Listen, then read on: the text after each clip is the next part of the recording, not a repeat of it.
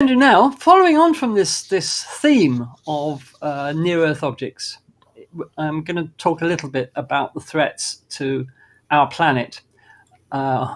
So we're probably all aware that throughout recorded history, and even before recorded history, throughout its history, the Earth has been bombarded by space rocks, ranging in size, of course, from the sort of the grain of sand size that we see shooting across the night sky as meteors to much larger objects. So just give me 1 second to set this up, and here we go.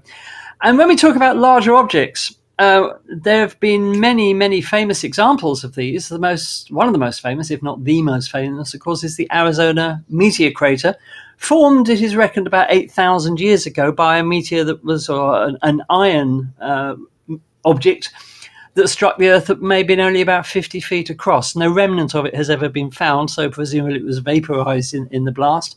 But that's the famous Arizona meteor crater. Much more recently, in 1908, we had what's referred to as the Tunguska event, where hundreds of square miles of trees were flattened by an object that exploded above Tunguska in Siberia, a very remote region of Siberia. So remote, in fact, that it wasn't until 1927 that an expedition was mounted to go and see exactly what had happened. There were eyewitness reports of a huge fire in the sky, and we think there was possibly one death associated with this when somebody was blown into a tree, or into the trunk of a tree, I should say. But this was, this was potentially disastrous. We don't know the size of the object. No remnant of the object itself has ever been found, because it's assumed that it vaporized when it exploded in midair. The jury, I think, is still out on whether it was an asteroid, a stony asteroid, or the nucleus of a small comet. We really don't know, and there are sort of contradictory bits of evidence one way or the other. We may never know exactly what exploded above the ground in Siberia in 1908, but you can see the devastation it caused. If the Earth had been slightly more rotated, it could have hit a city, and this is always the danger. And in fact, that nearly happened in 2013, again in Russia, at a city called Chelyabinsk, where a huge, a comparatively huge object, about the size of a London double-decker bus, streaked through the atmosphere above Chelyabinsk and exploded. And you can see here the event itself, which was recorded by many people, particularly from dash cam cameras, which the Russians seem to like having. And there was quite a lot of damage from the explosion. About 1,000 people were injured in this detonation, mainly through being cut by flying glass. But here you can see somebody literally being blown off their feet by the blast. And this was a complete shock. Quite a few large fragments of this object were recovered, particularly from a lake where it had actually just sort of gone straight through the ice on top of the lake. But this was a fairly major event, and it did make us realize that this could happen at any time. So this was only 10 years ago, just over 10 years ago.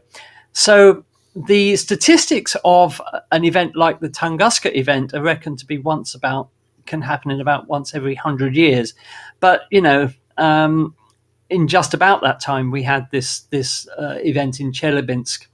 And we've learned quite a lot about the object, but, with 1,000 people injured, it just emphasized just how dangerous these objects are and how lucky we often are that there aren't more casualties. So there is a global network of so-called planetary defense to try and find these objects and chart them and to give us early warnings of any that are coming our way. Daz mentioned Apophis in his presentation, which has a small but finite possibility of striking the Earth at some point in the future. It's making a close approach to the Earth on 2029, and it's not thought to pose us any danger in 2029, but sometime after that it could. We've also got Bennu, which is the most dangerous asteroid in the solar system that OSIRIS-REx recently returned samples of, and that's got a really good chance of hitting the Earth at some point in the future. This is a map of the last 20 years of mapping these near-Earth objects, and there are about 18,000 objects that have been discovered so far. We don't know about them all. The thing was about the Chelyabinsk object that it was completely out of the blue, no pun intended, and we didn't know it was there. And if they come from the direction of the sun, it makes them incredibly hard to spot. But this is a graphic from NASA showing 20 years of studying these objects and what we've discovered. When you look up into the night sky and you think, oh, there's nothing out there between us and the planets or us and the stars, this shows that space is far from empty. So this makes you realize that we are in a cosmic shooting gallery, and collisions inevitably will happen, as they have happened on all the other planets. You may remember Comet Shoemaker-Levy 9 ploughing into Jupiter in the 1990s, leaving those massive scars in Jupiter's atmosphere for a few weeks. And when we look at other planets in the solar system, we see countless examples of impacts, both large and small, and the moon, of course. So impacts can and will happen to the Earth. And it's not a question of if the Earth gets hit by a large object, it's a question of when. So planetary defense is really, really important. We don't want to see something like this. We don't want to see another dinosaur extinction level explosion. And so the question is, what can we do about it realistically? Let's have a look at the hazards by the numbers. Now, if you look at on the bottom, we've got things that look like pie charts. Well, these are pie charts showing an estimation of what percentage of which type of object has so far been discovered. The ones smaller than 10 meters in size, only 0.03% have been discovered. And these are estimated to hit the Earth about once per decade. These can cause damage. These were sort of the type of object that the Chelyabinsk object was. And a very bright fireball, strong sonic boom could break windows. Well, as we saw in Chelyabinsk, it did break a lot of windows and hurt a lot of people. The 50 meter up to 140 meter size, we've only discovered 7% of them for the 50 meter size, and only about 40% of the up to 140 meter size. And although these impacts are statistically going to happen once every 1,000 years in the case of the 50 meter objects, and once every 20,000 years with 140 meter objects, they are still a danger. These are the dangerous objects that we don't know that much about, and we haven't found that many of, but we have good reason to believe there are a lot more out there that we haven't discovered. And of course, it goes up to the 1,000 meter objects and the 10,000 meter objects, which are going to be incredibly rare, once per 100 million years. And this is a life extinction event. Now, over the last couple of decades, the call has been growing and growing for countries to spend more on early warning and identification for these objects. And it's a good sign that over the last few years, if we look at NASA in particular, their budget for identifying near-Earth objects has grown. And I just want to show you the figures of that. We've got two colors here. We've got the observations of the near-Earth objects, and DART, which was the NASA mission to actually try a solution for dealing with these objects. I'll talk more about DART in a moment. But as you can see, the expenditure has risen quite a lot over the last few years as the clamour to actually do something about this danger has grown and grown and grown. Now, obviously, a lot of money still needs to be spent, not just by NASA, but worldwide, in protecting our planet against these objects that could cause disaster without warning at any time. How would we deal with the threat, assuming we've identified an asteroid that is in danger of striking the Earth and causing a problematic event, if you want to put it like that? What could we actually do about it? Well, the first and most obvious option is just to nuke it. And that may seem an elegant and simple solution, an effective solution, but in practice, it's really, really not. The reason is that many asteroids are not solid objects. They are bodies of loose rubble held together by gravity. Asteroid Bennu, currently considered the most dangerous asteroid in the solar system as far as the Earth goes, is an example of this. And here is a picture of Bennu, and it is literally just a pile of rubble. It's not solid by any means. And if you nuke something like this, you risk the danger of splitting it into countless objects, the ones that aren't vaporized. And you only need one of those fragments of the asteroid to hit the Earth, and you haven't solved the problem. You've got a disaster on your hands. So trying to nuke an asteroid and making sure that every last bit of it is vaporized and there are no fragments flying off that aren't going to hit the Earth is a bit of a dangerous business, and there are too many variables for it to be considered an effective option. If the asteroid is solid, like an iron meteorite, for example, or an iron asteroid, or even a solid rocky one, if that is the composition, it might work. But the problem with all of this, we need to know the composition of the asteroid in advance. Another option, which has been suggested, is simply to tie rocket engines onto the asteroid and push it away. Well, this is A, not extremely cost effective, and B, it's not really reliable either. You might end up deflecting the asteroid further towards the Earth than it was originally. So although this has been proposed as a solution, it's not a particularly good one. Another option is the so-called gravity tractor. Now, this consists of a spacecraft which orbits the object, and simply by the gravitational field of that spacecraft, over time, it would deflect the asteroid from its course enough to make it miss the Earth. And this is called a gravity tractor. Now, theoretically on paper, this works. It's obviously never been tried. But the problem is that you would have to have that spacecraft in orbit around the asteroid for probably months before it would have the effect of deflecting it so that it doesn't hit the Earth. And we may not have months to act with these asteroids.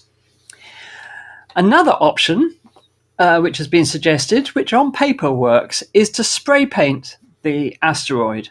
Spray painting it white so that the sun's pressure reflected off the asteroid, reflected off the paint, would be enough to push it slightly and deflect it away from the Earth. This is how a solar sail works. It uses radiation pressure reflected off the solar sail to move a spacecraft. And the idea is that if you spray painted the entire asteroid with say, brilliant white, the reaction from the photons bouncing off it would be enough to move its path. But again, this would probably take a long time, and you may not have that time.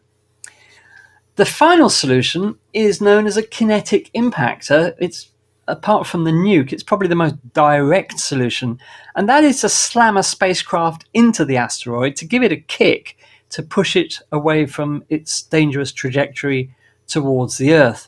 And in fact, this has been tried with the NASA DART mission, the Double Asteroid Redirection Test. And this mission had a very simple concept. The target was chosen as a double asteroid system, a binary asteroid consisting of two asteroids called Didymos and Dimorphos, which are both rubble piles, that is to say, as I said earlier, not solid objects, just held together by the mutual gravitational attraction of all their bits of rubble. And NASA came up with the idea of slamming the kinetic impactor, in this case the DART spacecraft, into Dimorphos, the smaller of the two, which orbits Didymos, to see whether its orbit could be affected by simply slamming a spacecraft into it. It was a very brave and audacious mission, but it was worth trying because we do have to try these solutions. And this happened 6.8 million miles from the Earth. Now, the comparative mass of the two is quite different. The spacecraft, at the time it arrived at the system, having expended most of its fuel, had a mass of 580 kilograms. And the asteroid, Dimorphos, is estimated to have a mass of 5 billion kilograms. So the question is, How could you slam a spacecraft with a mass of only 580 kilograms into an asteroid with a mass of 5 billion kilograms and deflect its orbit, change its orbit around Didymos? Well, the relative speed of these two objects would obviously need to be quite high for it to have any effect. And in fact, the spacecraft did slam into Dimorphos at an impact speed of 4 miles per second, or 6.6 kilometers per second. And if you just want to get an idea of how big that asteroid is, here it is compared to Rome's Colosseum. It's a big rock. Now, this was the launch of DART in 2021. In November 2021, this launched, and it was a perfect launch, a perfect mission. The spacecraft was sent on its way, and this is an image of the asteroid in question, just showing just what a pile of rubble it is, with no real solid surface. It's all made up of just bits of rubble right the way through, not just on its surface, but the whole asteroid is like this, just bits of rock held together by their mutual gravitational attraction. Now, here's the actual last moments of the spacecraft, the 5 minutes leading up to the impact. This is a time lapse, so it's speeded up a bit. As you can see, we've got Didymos coming into the foreground now, and you can see that that is indeed just looks like just a pile of rubble, the same as Dimorphos.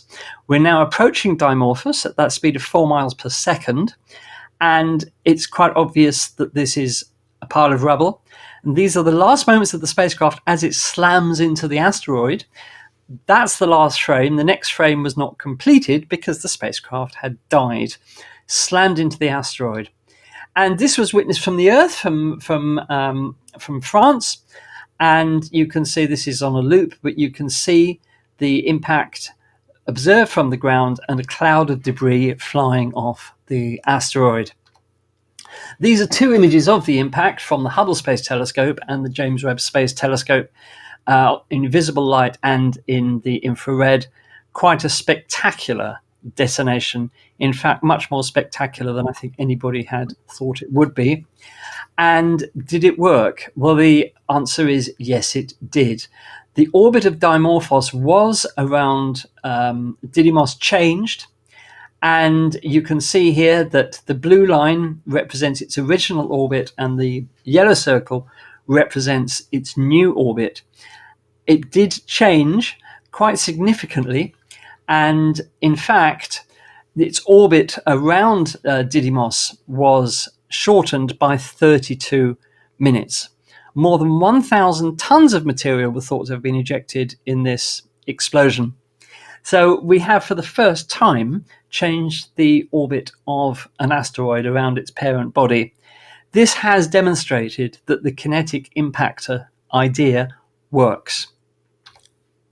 And it was a very successful mission, so well done to NASA. On the back of this, NASA have come up with a plan for the future for dealing with these dangerous objects. I won't go through it in detail, but it's basically expanding the observing network to continuously monitor the skies, developing advanced radar and optical systems for precise measurements of these objects, using space-based missions like NEO-Surveyor to increase the detection rate of these objects. NEO-Surveyor is a dedicated spacecraft for finding near-Earth objects that is going to be launched in 2028.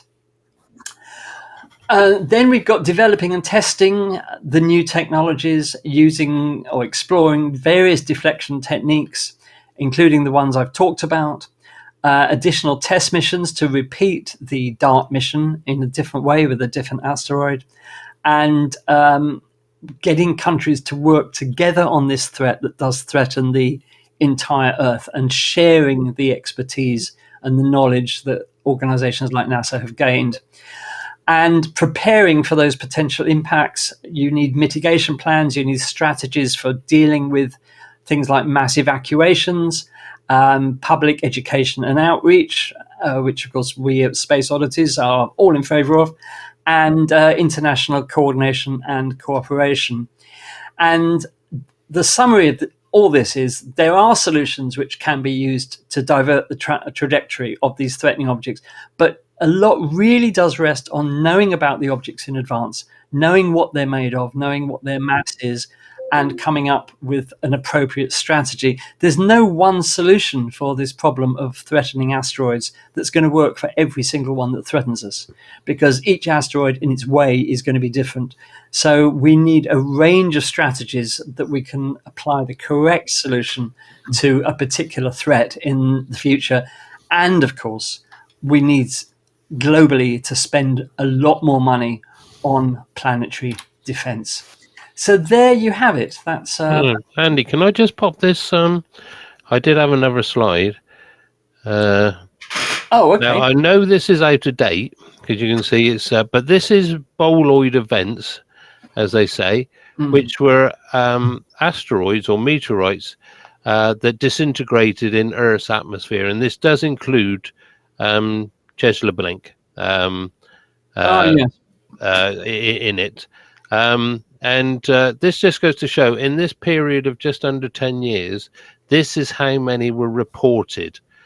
And you can see the represented in the sizes along the bottom, and also the ones that were seen during the day and during the night.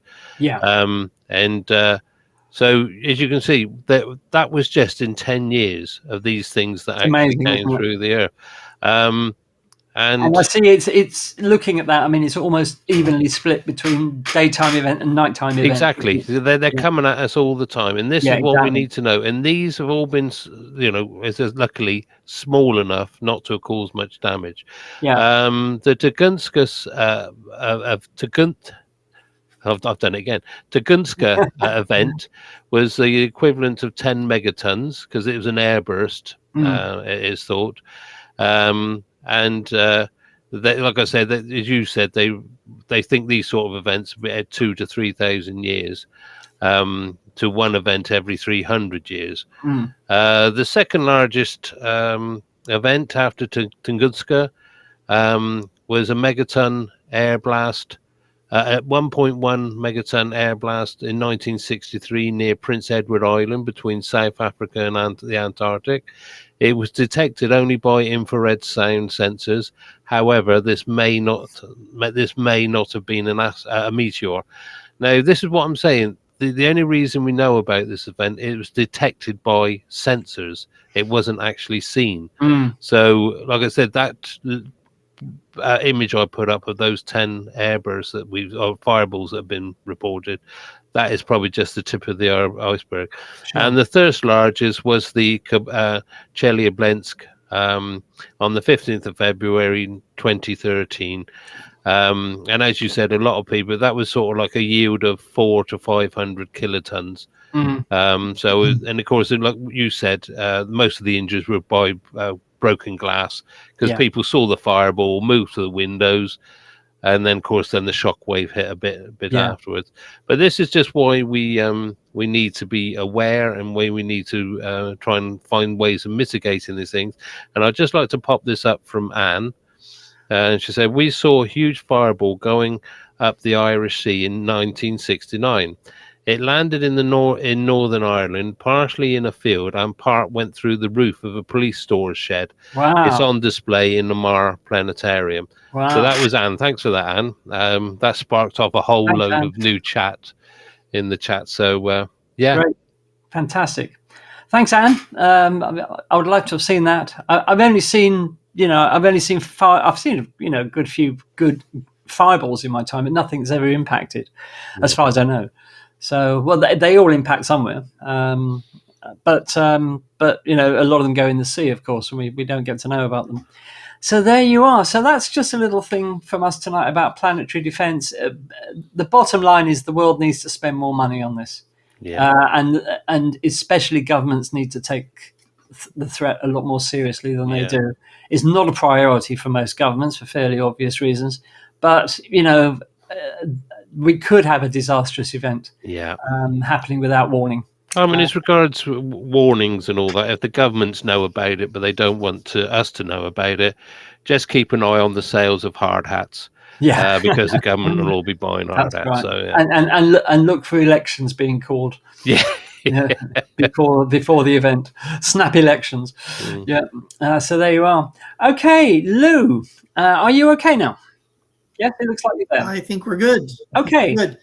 Just two quick comments about Yes. all of this. The first is the accurate graphic that you showed with the near-Earth objects in orbit that looked like it was jam-packed, which it was, thousands of objects. That is what it looks like when it fits on your screen. But if you could look at the actual size out in space, you could look anywhere you wanted, and the odds of seeing any one of them would be almost zero. Of course, because the space is so large. The other is that for the map of bolides that Daz, that you showed, remember that a bolide that can light up the night sky might be as small as the tip of your little pinky. Okay. Most of the meteor showers that we get are grains of sand size, that kind of thing. So a bolide could be anything from that to something much bigger. Just to pick up on one of those, Lou, when you see films like Star Wars, where they show spacecraft flying through asteroid fields, where the asteroids are almost touching each other. Of course, if you were to fly around the asteroid belt in our solar system, if you were standing on one of those asteroids, you wouldn't be able to see any of the other asteroids because, as you said, they are all incredibly spread out. That's right. Yeah. I'm not saying that there aren't star systems out where there is an asteroid belt where the asteroids are very, very close together, but it's not incredibly likely.